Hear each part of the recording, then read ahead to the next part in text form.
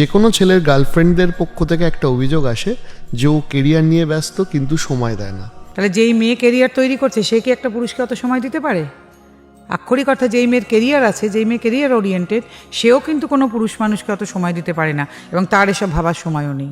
একটা প্রেশার সবসময় থাকে, সেটা হচ্ছে যে ভালো কেরিয়ারও তৈরি করতে হবে, তোমাকে ভালো কেরিয়ার করতে হবে, তোমার ড্রেসিং সেন্স দারুণ হতে হবে, তোমার সেন্স অফ হিউমার খুব ভালো হতে হবে, তুমি খুব ভালো ফ্যামিলি থেকে বিলং করতে হবে, তোমার পারলে টাকা পয়সা প্রপার্টি কত কী আছে সেটাও ভালো হতে হবে, সব তোমার হতে হবে।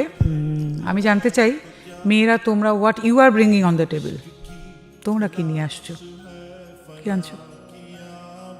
ছেলেদের এটা জিজ্ঞেস করা উচিত, তোমরা কি নিয়ে আসছো ভাই? মুশকিল হচ্ছে ছেলেরা একটা মেয়ে পেলে এমন হয়ে যায় এগুলো জিজ্ঞেস করতে সব ভুলে যায়, তালগোল গল্প পার হয়ে যাচ্ছে, এখানে খুব গন্ডগোল।